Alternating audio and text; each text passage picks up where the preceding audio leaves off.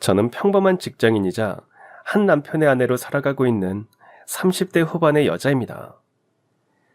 결혼을 하고 몇 해가 지났지만 여전히 그때 일을 떠올리면 마음 한구석이 저려옵니다. 누군가를 미워하는 건 쉽지만 그 미움을 내려놓는 게 얼마나 어려운 일인지를 그때 처음 알았거든요. 사람들은 흔히 말하죠. 시간이 지나면 다 괜찮아진다고요. 하지만 그건 아마 진심으로 누군가를 미워해 본 적 없는 사람들이 하는 말일지도 모르겠습니다.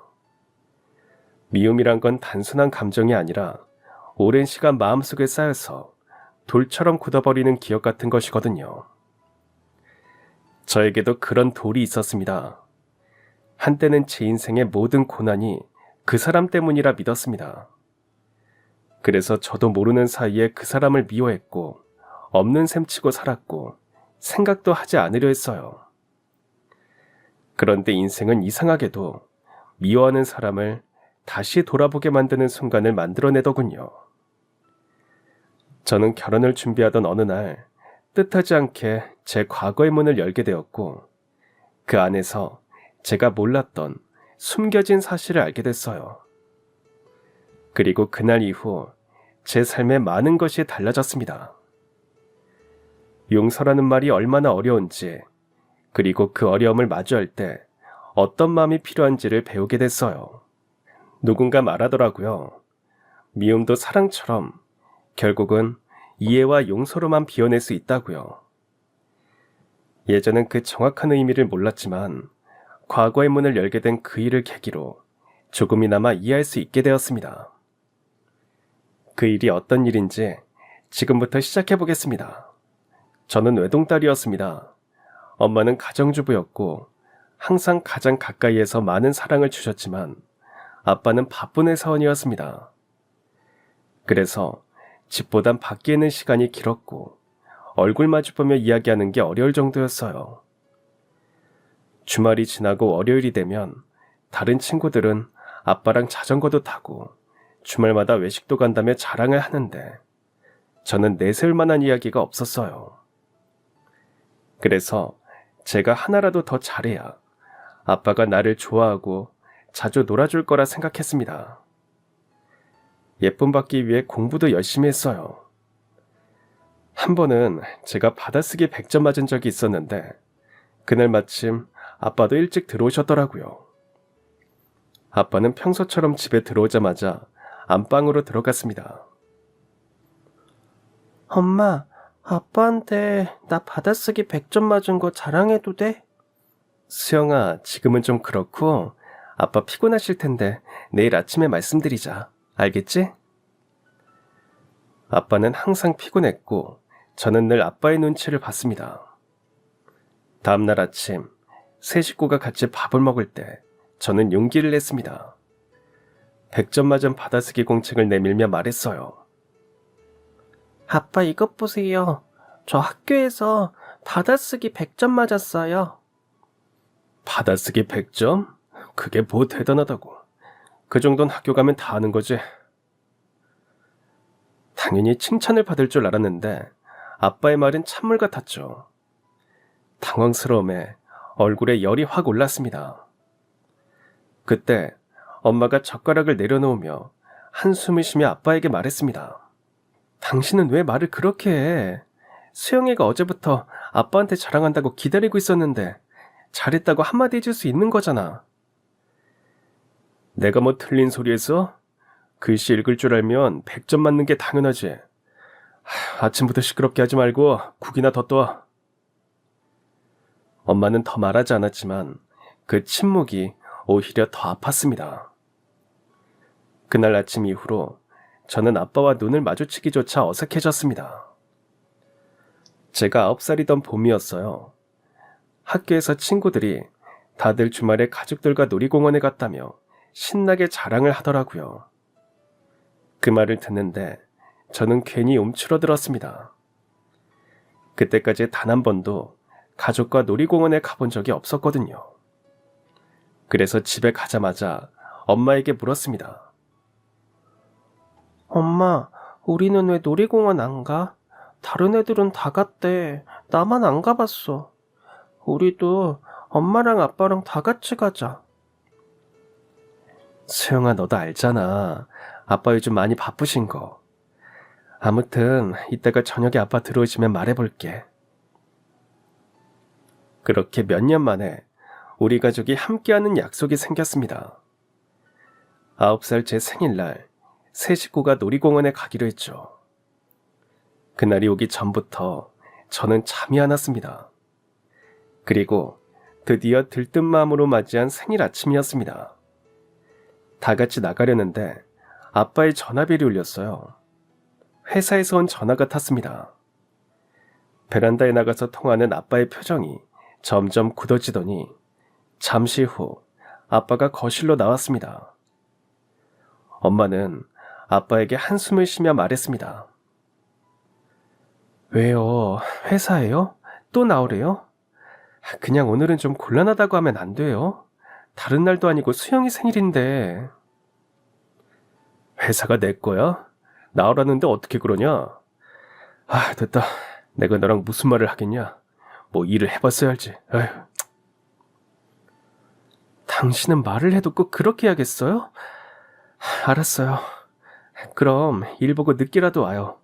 수영이랑 먼저 가서 놀고 있을 테니까. 알았죠? 회사 일이 어떻게 될지도 모르는데 그냥 나 기다리지 말고 둘이 놀아. 아빠는 그렇게 뒤도 돌아보지 않고 나가버렸습니다. 덩그러니 남겨진 저는 눈물이 나왔죠. 서럽게 오는 제게 엄마는 둘이 가서 놀고 있으면 아빠가 올 거라고 달랬지만 그날 아무리 기다려도 아빠는 오지 않았습니다.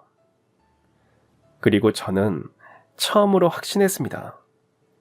아빠는 나를 좋아하지 않는다고요. 그날 울다 지쳐 잠들었던 저는 새벽에 화장실에 가려고 눈을 떴습니다. 그런데 조용히 할 집이 이상하게 시끄러웠어요. 거실로 나가보니 안방에서 엄마와 아빠의 싸우는 소리가 들려왔습니다. 문틈 사이로 불빛이 새어나왔고 화난 두 분의 목소리가 흘러나왔죠. 아무래도 낮에 있었던 일 때문인 것 같았어요. 자세한 말들은 다 기억나지 않지만 아빠의 목소리는 거칠었고 엄마는 울먹였던 것만은 또렷하게 남아있습니다. 저는 거실에 조용히 서 있다가 무서워서 제 방으로 돌아와 이불을 덮었습니다. 괜히 내가 놀이공원 가자고 고집을 부려서 두 분이 싸우는 것 같아 죄송스러웠죠. 그날 이후로 두 분은 자주 싸우기 시작했습니다. 이유도 점점 사소해졌어요. 그리고 싸움이 끝나면 엄마의 얼굴이나 팔에 멍이 들어있는 날이 많아졌습니다. 엄마는 별거 아니라며 웃었지만 그 웃음이 점점 낯설었습니다. 그리고 아빠는 어느 날부터인가 집에 들어오지 않는 날이 많아졌습니다. 어쩌다 들어오면 그날은 어김없이 큰 소리가 났습니다. 쾅 하고 문 닫는 소리, 그릇이 바닥에 부딪히는 소리, 그리고 엄마의 울음소리. 그럴 때마다 할 수 있는 게 없던 저는 매번 방 안에서 귀를 막아야 했어요. 그러던 어느 날 밤, 저는 엄마의 울음소리를 듣고 참지 못하고 거실로 뛰어나갔습니다. 엄마는 벽 쪽에 밀려 있었고 아빠는 손을 들고 있었습니다. 저는 본능적으로 엄마 앞에 서서 아빠에게 소리쳤습니다. 아빠 그만해요. 엄마한테 그러지 마요. 네가 지금 어른들 일에 끼어드는 거야? 너도 한번 혼나봐야 정신 차리겠어? 아빠가 제게 소리치자 이번엔 엄마가 저를 끌어안고 말했습니다. 김현태, 너 내 딸한테 손끝 하나라도 대봐. 그날로 진짜 끝이야. 와, 두 모녀가 아주 가관이다, 가관이야. 그래, 둘이 여자라고 한편이다 이거지? 좋아, 난 빠져줄 테니까 너희 둘이 잘 먹고 잘 살아봐. 어휴. 문이 쾅 닫히는 소리와 함께 아빠는 나가버렸습니다. 엄마는 한동안 저를 끌어안은 채로 있었고 그 어깨는 작게 떨리고 있었어요. 엄마가 그러는 모습은 처음이었어요. 그래서 어린 마음에도 이건 단순한 싸움이 아니라는 걸 느꼈습니다. 그 후로 집안은 더 조용해졌습니다. 아빠는 거의 들어오지 않았고 엄마는 말수가 줄었습니다. 그리고 제가 10살이 되던 해 부모님은 결국 이혼했습니다. 엄마와 저는 외가가 있는 작은 도시로 내려갔습니다. 이사 첫날, 저는 짐 정리를 하고 있는 엄마에게 물었습니다. 엄마, 아빠는 이제 다시 못 보는 거야? 김수영, 엄마가 말했지. 이제 아빠는 못 보니까 아빠에 대해서 궁금해하지도 말라고. 생각해봤자 좋을 거 없으니까 원래부터 없는 사람이라 치고 살아. 알겠어? 차가운 엄마의 말에 고개를 끄덕였고 엄마는 짐에 섞여있던 아빠의 흔적은 모조리 버리고 말았습니다. 사진 한 장 남겨두지 않았죠. 그날 이후 저는 엄마 앞에서 아빠 이야기를 꺼내지 않았고 아빠도 저를 찾지 않았어요.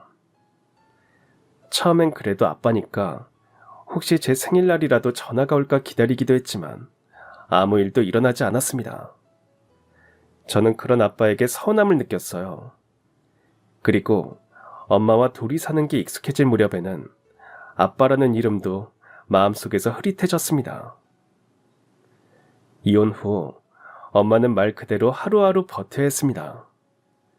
오랫동안 전업주부로 살던 엄마에게 세상은 너무 낯설고 냉정했죠. 그래서 돈이 될 만한 일이라면 가리지 않고 닥치는 대로 하셨습니다. 아침 일찍 나갔다가 밤늦게 들어오는 게 일상이었고 손에 물집이 잡히는 건 예산일이었습니다. 그렇게 몇 년을 버티던 엄마는 나중엔 간병인으로 일하게 됐습니다. 하루 종일 누워 계신 어르신을 부축하고 밤새 곁을 지키며 잠도 제대로 못 잤지만 엄마는 몸을 아끼지 않고 하나뿐인 딸 뒷바라지를 했습니다. 엄마의 고생으로 저는 무사히 대학교를 졸업했어요. 얼른 취업을 하고 싶었지만 제가 대학교를 졸업할 때쯤 엄청난 취업난이 시작됐어요. 수십 수백 장의 이력서를 넣어도 연락이 오는 건 3군데도 안 됐고 그나마도 최종에서 계속 떨어졌어요. 저는 엄마 볼 낯이 없어서 작은 아르바이트라도 하면서 3년을 보냈고 드디어 아주 작은 회사에 합격했습니다. 엄마, 나 합격했어. 완전 작은 회사인데 그래도 지금 취업난 심한데 합격한 게 어디야. 어디라도 붙기만 하면 가야지. 그러면 다른 데도 더 넣어보면 어때? 우리 딸은 훨씬 더 좋은 회사 들어갈 수 있을 것 같아서 그래. 취업 조금 더 늦는다고 해도 엄마는 괜찮으니까 말이야. 엄마, 나도 이제 돈 벌어야지. 언제까지 엄마한테만 의지하고 있을 순 없잖아. 하루라도 빨리 돈 벌어서 엄마도 돕고 싶어. 저는 그 말을 하면서도 목이 메었고 엄마는 아무 말 없이 제 머리를 쓰다듬었습니다. 그리고는 조용히 웃으셨죠. 그 미소엔 기쁨과 미안함이 동시에 담겨있는 것 같았습니다. 제가 입사한 곳은 작은 회사였습니다. 직원은 6명 남짓에 사무실도 오래된 빌딩 3층 한 켠에 자리한 좁은 공간이었어요. 그래도 처음엔 출근한다는 사실 하나만으로 설렜습니다. 회사원이라는 이름표가 생겼다는 게 신기했죠. 하지만 시간이 지날수록 현실은 녹록치 않았습니다. 잡일부터 고객응대, 자료정리, 회계까지 직책만 사원이었지 사실상 뭐든 다 아는 사람이었습니다. 급여도 얼마 되지 않았고 야근 수당은 회사 사정상이란 말 한마디로 늘 미뤄졌죠. 그럼에도 불구하고 저는 회사를 쉽게 떠나지 못했습니다. 이직 시장은 냉정했고 이력서에 이름도 생소한 작은 회사를 적어봤자 더 좋은 곳으로 옮겨가기 어렵다는 걸 잘 알고 있었으니까요. 그래서 이렇게 어려운 마당에 일이라도 있는 게 어디냐는 생각으로 스스로를 설득하며 버텼습니다. 그러던 어느 날 회사 근처에서 점심을 해결하려고 들른 작은 식당이 있었습니다. 겉보기엔 평범한 백반집이었지만 음식이 깔끔하고 맛있었어요. 거기서 처음 그 남자를 만났습니다. 식당 사장인 그는 30 초반쯤 되어 보였고 직원들과 함께 분주히 움직이면서도 손님 한 명 한 명에게 친절한 인사를 잊지 않았습니다. 어서 오세요. 처음 보는 얼굴인데 저희 가겐 처음이시죠? 오늘은 김치찌개가 특별히 더 잘 끓여졌으니 그거 드실래요? 처음 오셨으니까 제가 고기 듬뿍 넣어드릴게요. 그는 항상 활기차고 웃는 얼굴이었습니다. 그 모습이 이상하게 인상 깊었고, 그래서 밥을 먹으러 그 식당에 자주 가게 되면서 사장님과도 이름과 안면을 트게 됐어요. 그리고 회사 일로 지치거나 실수해서 속상한 날이면 퇴근 후 둘러 혼자 밥을 먹거나 가볍게 맥주도 한잔 했습니다. 그럴 때마다 그는 어김없이 제 옆에 와서 말을 걸었어요. 수영씨, 오늘은 얼굴이 좀 어둡네요. 회사에서 안 좋은 일 있었어요? 그냥 오늘은 좀 지치네요. 요즘 일이 많았거든요. 야근도 자주 했고요. 그래서 안 하던 실수도 했나 봐요. 저 오늘 주문량 실수해서 아주 크게 깨졌거든요. 지칠 땐 밥 제대로 먹는 게 제일 중요해요. 배가 든든하면 마음도 조금은 편해지거든요. 그는 단순히 손님으로서의 예의를 넘어서 진심으로 사람을 위했습니다. 그래서인지 그와 대화하는 게 편했고, 어느새 그 식당이 제 하루의 작은 쉼터가 되었습니다. 남자는 자신의 이야기도 가끔 들려주었습니다. 근데 사장님은 저랑 나이도 비슷한 것 같은데 식당은 어떻게 시작하신 거예요? 어릴 때 아르바이트 하면서 돈 모아서 지금 이 식당을 차렸어요. 아직 부족하지만 언젠간 지금보다 훨씬 더 크게 만들어보고 싶어요. 저는 이 일로 꼭 성공할 겁니다. 그의 눈빛에는 확신이 담겨 있었고 그런 모습이 부러웠습니다. 매일 같은 자리에 앉아 같은 일을 반복하는 제 모습과 달리 그는 뚜렷한 목표를 가지고 땀 흘리고 있었으니까요.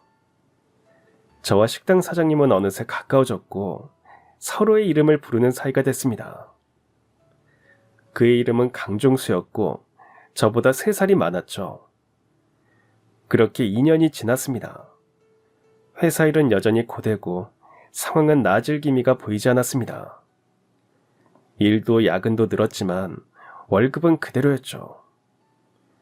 하루는 식당에서 밥을 먹다가 사장님에게 푸념을 했습니다. 종수씨, 난 가끔은 그냥 이 일을 그만두고 싶어요. 그런데 요즘처럼 취업 어려울 땐 세상에 어디 가도 다 비슷하겠죠? 왜요? 수영씨 같은 사람이라면 지금보다 훨씬 좋은 곳에서도 충분히 인정받을 거예요. 너무 겁내지 말아요. 도전이라도 해보는 게 중요하죠. 그럴까요? 괜히 관뒀다가 또 취업 못하고 백수로 살게 되면 어떡해요. 그러면 내가 우리 식당 아르바이트라도 써줄 테니까 걱정 마요. 근데 그럴 일은 없을 거예요. 내가 봐도 수영씨는 놓치고 싶지 않은 인재니까. 저 농담 아니에요. 완전 진심입니다.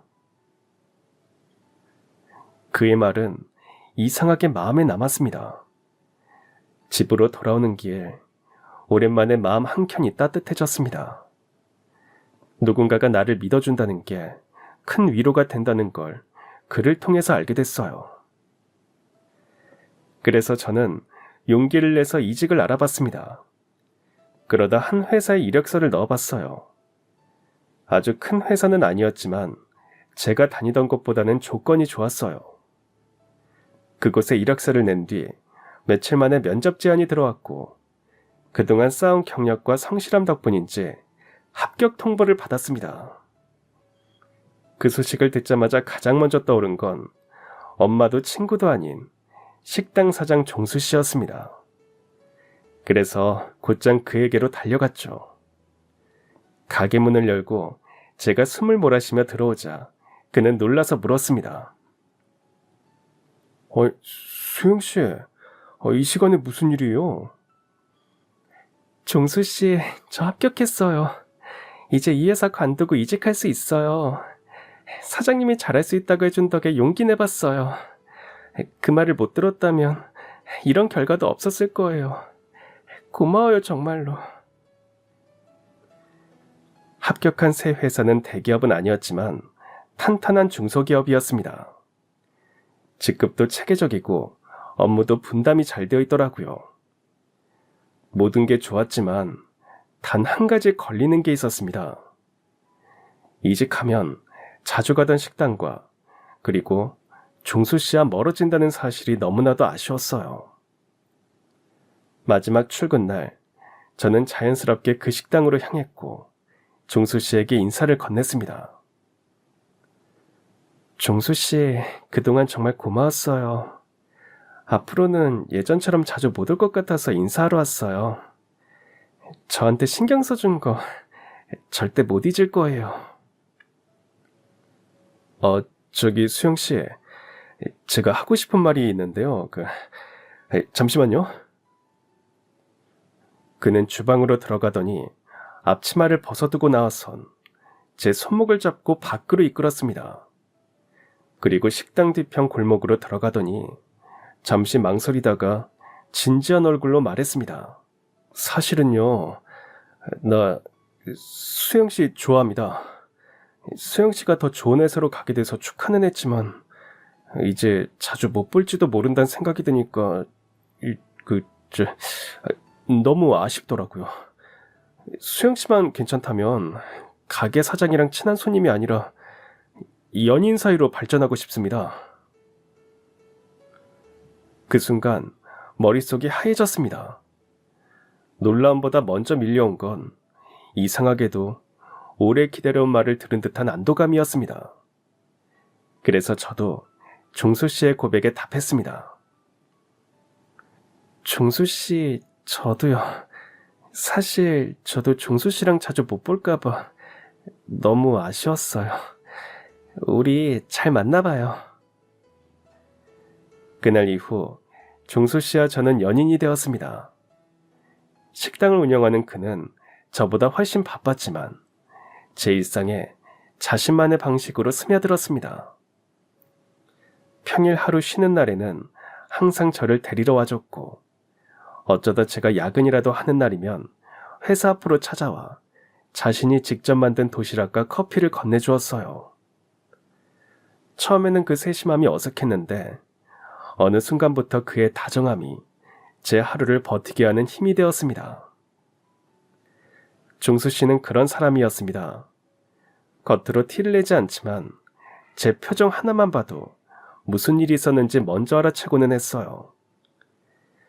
회사에서 일이 꼬여 속상한 날이면 아무 말 없이 제 옆에 앉아 있어 주었고 제가 힘들다고 말하기 전에 오늘은 밖에 나가서 바람 좀 쐬자며 이끌어주곤 했습니다.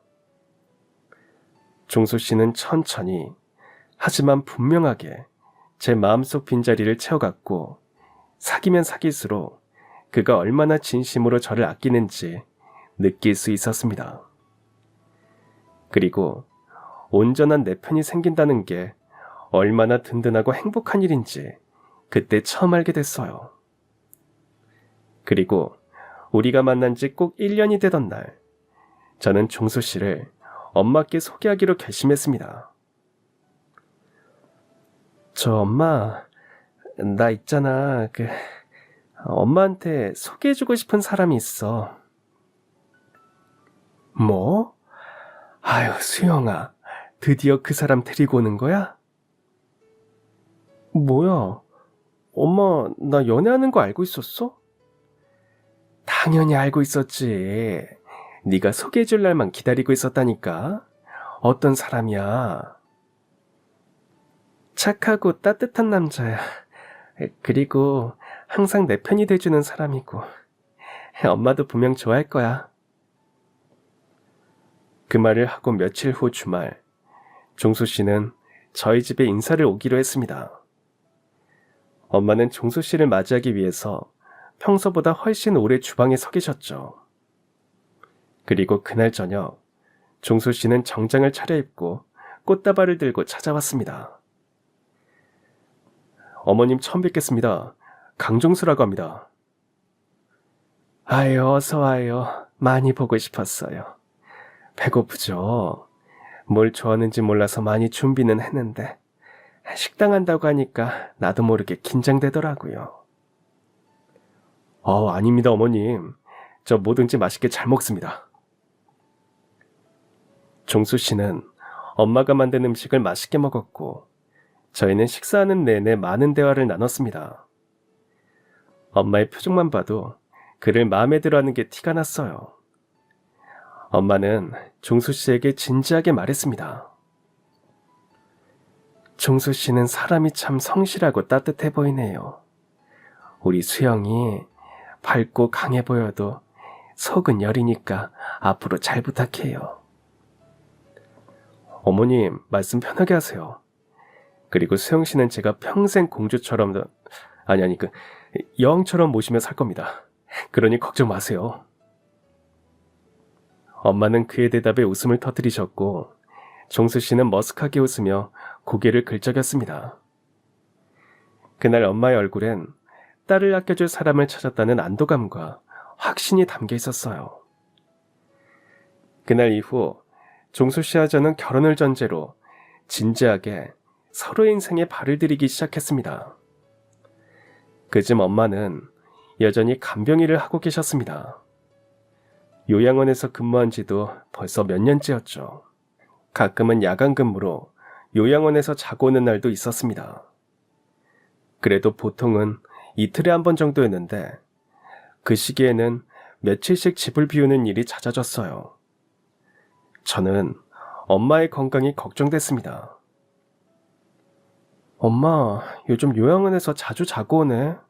그러다 몸 상하겠어. 엄마도 이제 나이가 있는데. 괜찮아. 그냥 다른 사람 대신에 야간 근무 좀 서주는 거야. 수당도 받고 나야 좋지 뭐. 엄마는 그렇게 웃어넘겼지만 어쩐지 그 웃음이 힘이 없어 보였습니다. 몇 개월 뒤 저는 새로운 회사에 완전히 적응했습니다. 일도 많고 바빠도 회사 분위기가 따뜻한 덕에 견딜 수 있었죠. 중소기업이지만 성장세도 뚜렷했습니다. 특히 사장님은 직원들 사이에서도 평이 참 좋았어요.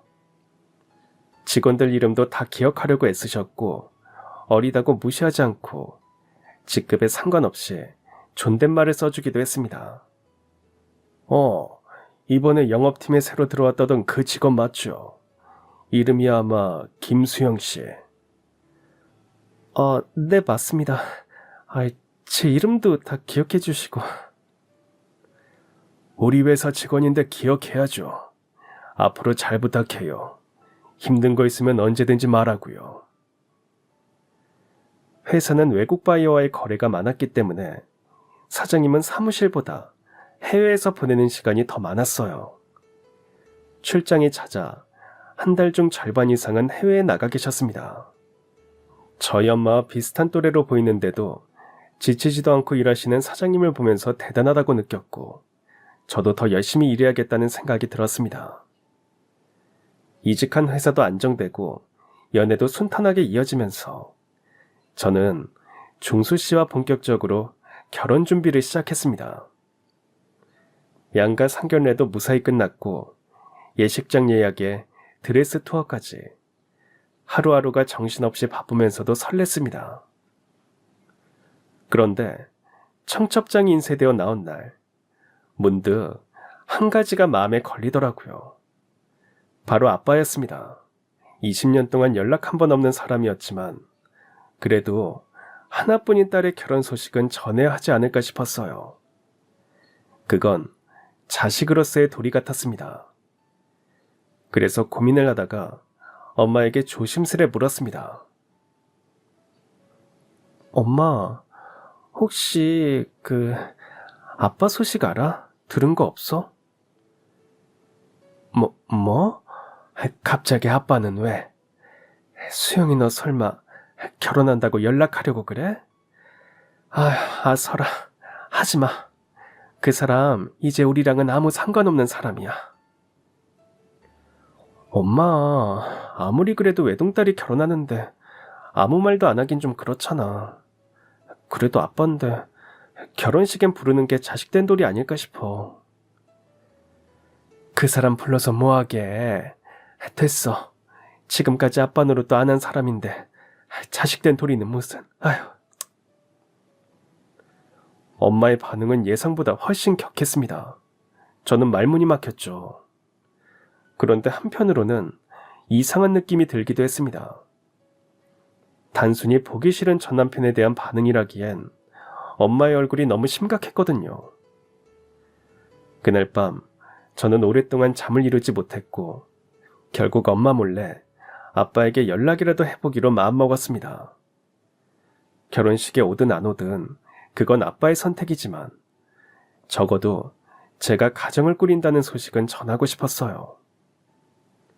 며칠 뒤 저는 구청을 찾아가 가족관계 등록부를 열람했습니다. 그런데 서류를 보는 순간 저는 멍해졌습니다. 몇 번이고 다시 확인을 했지만 종이에 적혀있는 사실은 변하지 않았어요. 제가 확인한 사실은 바로 아빠의 사망이었습니다. 아빠는 몇 달 전에 이미 돌아가셨던 거예요. 손끝이 덜덜 떨렸고 도무지 믿기지 않았습니다. 20년 동안 미워하면서도 어딘가에서 여전히 살아있을 거라 생각했던 아빠가 이젠 세상에 없다는 게 실감나지 않았습니다. 그날 집으로 돌아와서도 이 사실을 엄마에게 말해야 하나 말아야 하나 수없이 망설였습니다. 그러다 결국 저녁을 먹다 말고 조심스레 말을 꺼냈습니다. 엄마, 아빠 말이야, 돌아가셨더라. 저는 이 말을 하면 엄마가 깜짝 놀랄 줄 알았습니다. 그런데 돌아오는 엄마의 대답은 제가 생각지도 못한 말이었습니다. 수영아, 네가 그걸 어떻게 알았어? 뭐야, 엄마 이미 알고 있었어? 아니, 엄마는 말하기 곤란하다는 듯 그대로 입을 다물었습니다. 엄마, 아빠 돌아가신 거 알고 있었냐니까? 다 알고 있었으면서 왜 나한테는 아무 말도 안 한 거야? 아무리 아빠가 밉다고 해도 그래도 내가 하나뿐인 자식인데 장례식이라도 갔어야 하는 거 아니야? 수영아, 너한테는 말 못할 사정이 있었어. 이렇게 된 거 너희 아빠한테 무슨 일이 있었는지 이젠 너도 알아야겠네. 엄마는 20년 동안 감춰왔던 이야기를 처음으로 꺼내기 시작했습니다. 수영아, 사실 너희 아빠 집안은 아주 보수적이었어. 결혼하자마자 시부모님 모두 아들 낳아야 한다고 얼마나 나를 달달 볶았는지 모른다. 다행히 빨리 임신은 됐는데 딸인 수영이 네가 태어난 거야. 나한텐 너무나 예쁘고 소중한 딸이었는데 그 집에선 무조건 아들만 바라더라. 그러면 딸 낳았다고 구박받은 거야? 그래. 너 100일도 안 됐는데 둘째는 언제 가질 거냐고 대일 아들을 낳아야 하지 않겠냐고 하더라고. 엄마도 처음엔 그 사람들 원하는 대로 한 번 더 임신하려고 노력했어. 근데 쉽지 않았지. 유산도 한 번 했고. 그 뒤로 몸도 마음도 많이 망가졌어. 엄마 그러는 동안 아빠는 뭐 했는데? 아빠가 중간에서 잘했어야지. 아유, 말도 마라. 너 낳고 제일 편한 게 네 아빠야. 말 한마디 건네기도 어려울 정도로 차가워졌거든. 사실 네 아빠가 사업을 해보고 싶어 했어. 그런데 자금이 없으니까 너희 할아버지한테 손을 벌렸는데 뭐라고 하신 줄 아니? 돈 받고 싶으면 아들 낳으라고 했단다. 그 말에 너희 아빠는 완전히 미쳐버렸어. 할아버지 말 듣고 와서 아들 낳으라고 얼마나 닥달을 했나 몰라. 근데 내가 더 참을 수 없었던 건 수영이 너 보면서 왜 하필 딸로 태어나서 자기 앞길 막냐고 뭐라는 거였어. 어떻게 자기 자식한테 그런 말을 할 수가 있니? 엄마의 말에 저는 가슴이 먹먹해졌습니다. 어릴 때 엄마와 아빠가 사이가 안 좋은 건 알고 있었지만 이런 이유가 있다는 건 몰랐으니까요. 엄마 혼자서 얼마나 마음고생을 했을지 안타까웠죠. 유산을 한 뒤 엄마는 임신이 더욱 힘들어졌고 몇 년 뒤 아빠는 다른 여자들을 만나고 다니기 시작했습니다. 그러다 제가 9살이 되었을 때 엄마는 충격적인 사실을 알게 됐습니다. 수영아, 9살 네 생일날 말이야. 그날 기억하니? 그때 우리 다 같이 놀이공원 가기로 했었는데 아빠 회사에서 연락 오는 바람에 엄마랑 나랑 둘이만 갔었잖아. 결국 아빠는 오지도 않았고. 그날 엄마는 아빠가 다른 여자랑 살림 차렸다는 걸 알게 됐어. 놀이공원의 모든 것도 다 그 여자 때문이더라. 그 여자 임신했었어. 그리고 며칠 뒤에 그 여자가 아들을 낳았대. 엄마의 말에 저는 입을 다물지 못했습니다.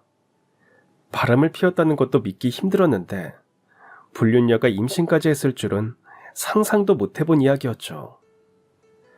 엄마는 그때의 기억에 몸서리치며 말을 이어갔습니다. 내가 따졌더니 네 아빠가 뭘 했는 줄 알아? 자기는 아들이 필요한데 내가 그걸 못 해줬다고 그래서 딴 여자 만난 거래. 그 말을 내 앞에서 당당히 하더라니까. 그날부터 너희 아빠랑 못 살겠더라. 그래서 수영이는 10살 때 이혼한 거야. 그럼 아빠가 나를 버린 거네? 할아버지한테 사업자금 받으려고? 아빠와 가까운 사이는 아니었지만 그래도 아빠의 자식은 저밖에 없을 거라 여겨왔습니다. 하지만 결국에는 사업자금이 필요해서 저 엄마를 버리고 다른 사람들을 선택한 거였죠. 그 사실을 알게 된 저는 이미 세상을 떠나버린 아빠가 갑자기 너무 미워졌습니다. 그래도 난 네가 딸이라는 이유로 버림받았다는 상처를 느끼게 하고 싶진 않았어. 그래서 이혼하고 네 아빠는 없는 셈 치고 살자고 한 거야.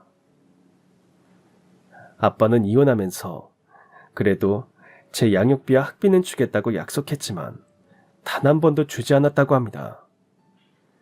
제가 고등학교 입학할 때 엄마가 너무 힘들어서 연락을 했는데 그것조차 받지 않았다고 해요.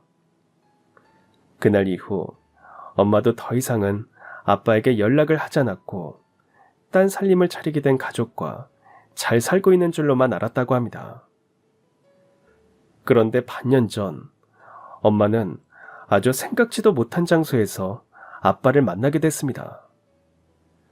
엄마가 요양원에서 돌보시던 분의 건강이 급격하게 악화돼서 병원에 입원하시게 됐고 하필이면 가족도 없는 분이라서 엄마가 병원에 오가며 돌봐드리게 됐는데 거기서 다 죽어가는 몰골로 병실에 누워있는 아빠를 보게 된 거죠. 그 인간 폐암 말기였대. 그래서 얼마 못 살 거라고 하더라. 가족도 없이 혼자 병원에 입원해 있더라고. 폐암? 아니, 그리고 왜 혼자야? 가족들 있을 거 아니야. 아내고 아들이고 있었을 거 아니야. 들어보니까 사업하는 친구 보증서 줬다가 망한 탓에 불륜녀도 떠나버렸대. 심지어 자기 아들인 줄 알았던 애도 딴 남자애였다고 하더라. 그 여자가 돈만 보고 네 아빠를 속였대. 아빠는 그제야 엄마와 제게 미안함을 느꼈다고 해요. 돈도 없고 가족도 없이 혼자서 외로운 삶을 살았던 아빠는 결국에는 몹쓸 병을 얻었고 곁에 아무도 없이 쓸쓸하게 생을 마감하려던 찰나 다른 사람의 간병인으로 온 엄마를 다시 만나게 된 거였죠. 엄마, 그럼 아빠 돌아가실 때까지 같이 있어준 거야? 그럼 어쩌니, 모르면 몰랐지. 그렇게 보고 나니까 불쌍한 마음도 들더라. 네 아빠 밉기는 했어도 마지막이 너무 초라하더라고. 그리고 수영이 네 아빠이기도 하니까 마지막으로 가는 길 돌봐줬어. 엄마, 그러면 혹시 몇 개월 전에 엄마 자꾸 요양원에서 야근하고 자고 온 것도 다 아빠 때문이었어? 맞아. 그때 네 아빠 만난 거야. 그리고 그때 수영이 너 결혼할 것 같다고도 말했다. 나 결혼한다는 거 듣고 아빠는 뭐라고 했는데? 뭘 뭐라고 해. 미안하다고만 하지. 해준 것도 없이 잘 컸다고. 그리고 자기 이야기는 하지 말라더라. 이제 해줄 수 있는 것도 없고 남겨줄 돈도 없는데 늙고 병든 모습으로 기억되고 싶진 않다고. 죽을 날 받아놓고 사람이 정신 차렸는지 수영이 너한테 제일 미안해하더라. 말을 다 마친 뒤 엄마는 안방으로 들어가 종이 한 장을 가지고 나왔고 그걸 저에게 내밀었습니다. 네 아빠가 안치된 곳이야. 가보고 싶으면 한번 다녀오던가. 저는 주소가 적힌 그 종이를 한참 바라봤습니다.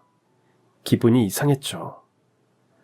어딘가 살아있을 줄만 알았던 아빠가 이미 이 세상 사람이 아닌 것도, 엄마와 아빠가 이혼한 이유도 그저 충격이기만 했습니다. 저는 그날 이후 며칠을 망설이다가 마침내 납골당에 가보기로 결심했습니다.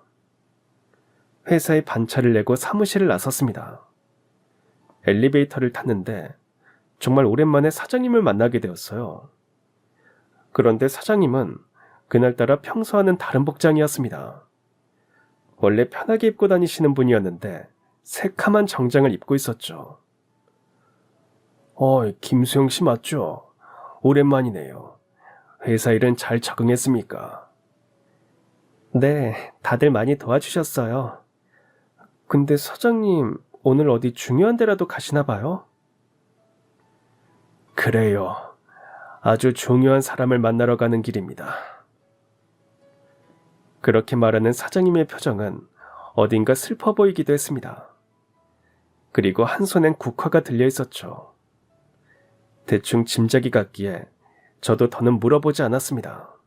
사장님과 헤어진 뒤 저는 택시를 잡아 타고 엄마가 알려준 주소에 적힌 납골당으로 향했습니다. 무거운 마음으로 걸어가서 마주한 건 투명한 유리가 난 쓸쓸하게 놓인 작은 유골함 하나였습니다.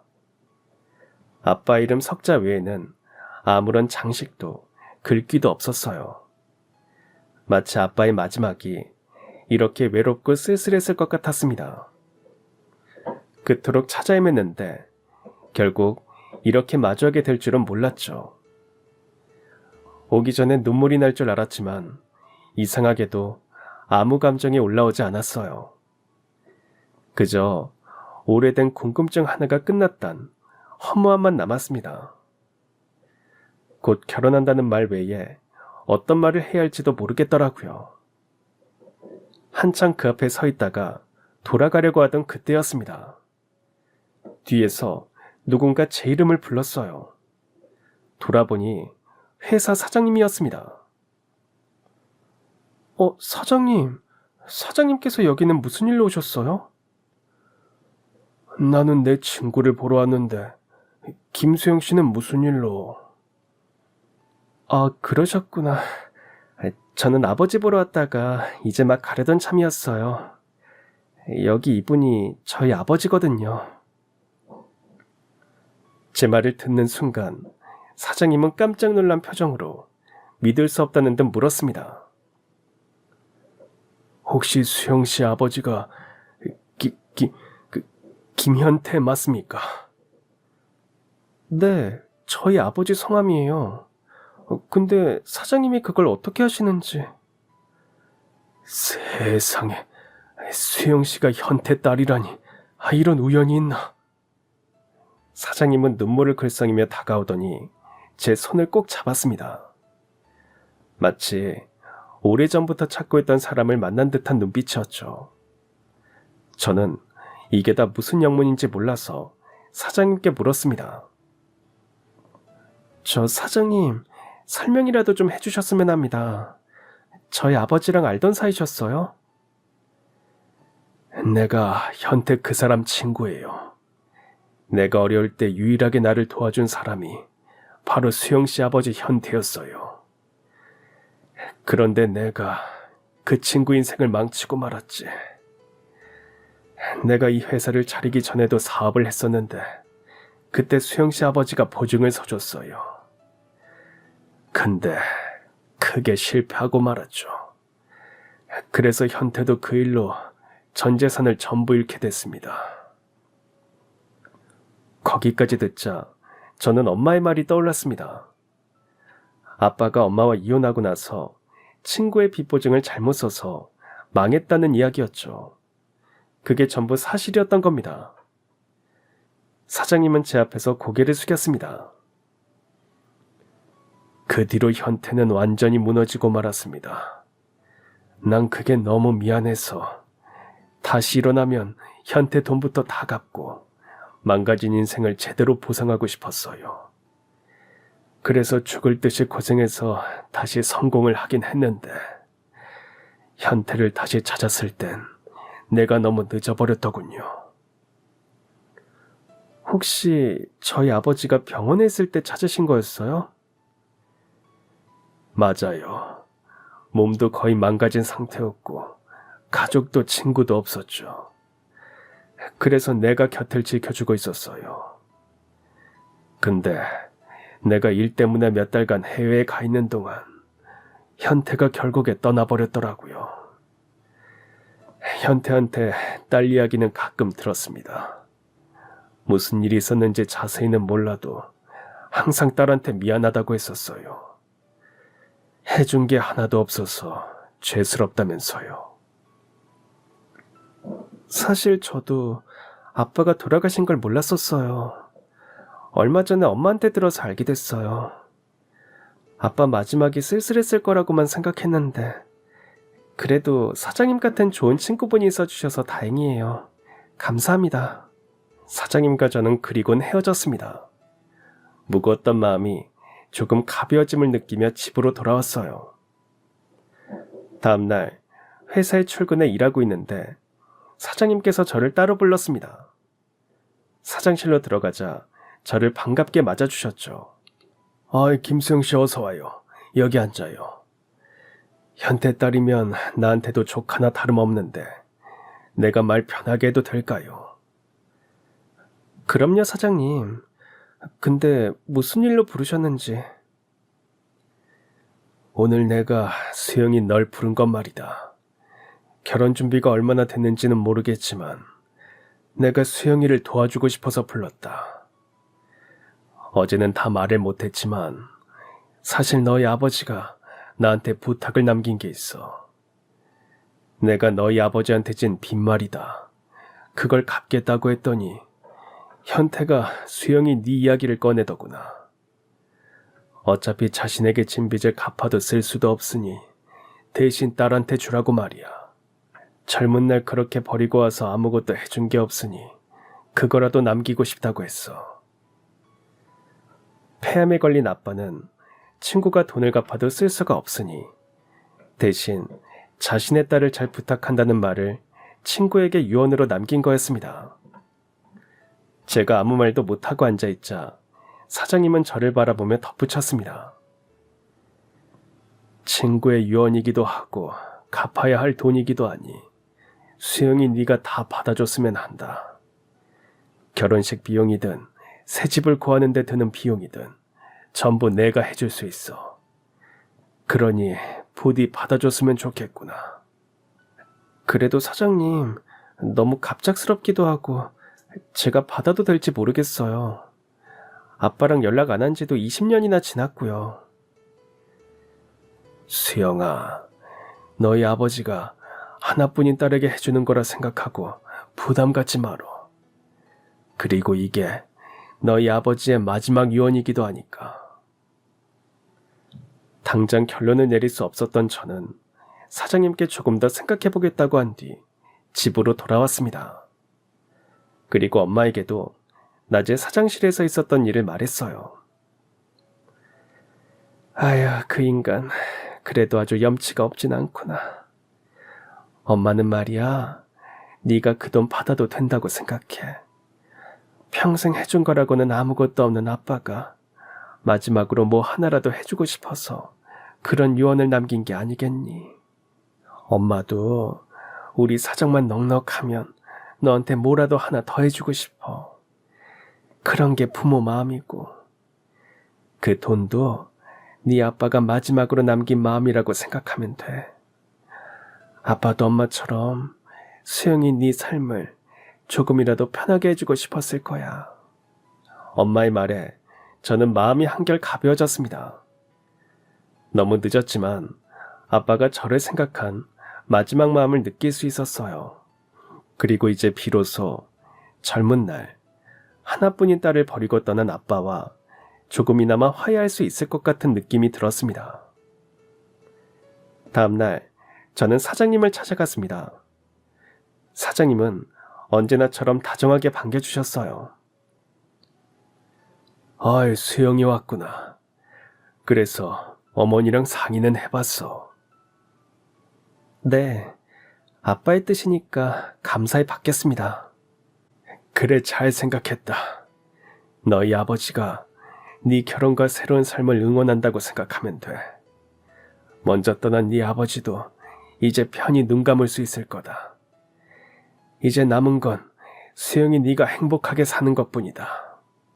저는 사장님이 아빠에게 갚아야 할 돈을 받게 되었습니다. 결혼하면 종수 씨가 살던 집에서 소박하게 신혼생활을 시작하려 했지만 그 돈으로 훨씬 더 좋은 신혼집을 계약할 수 있었어요. 그리고 몇 달 뒤 저희는 행복한 결혼식을 올렸습니다. 종수 씨와 손을 맞잡고 입장하는 순간 식장을 가득 채운 축하의 박수 소리를 듣는데 울컥하더라고요. 그리고 결심했습니다. 앞으로는 제 손을 잡을 남편과 함께 사랑과 책임을 다하며 살아갈 거라고요. 그날 곁에는 없지만 아빠의 마음을 느끼며 감사와 감동 속에서 결혼식을 마쳤고, 이젠 남편이 된 종수 씨와 함께 새로운 삶의 첫걸음을 힘차게 내디뎠습니다.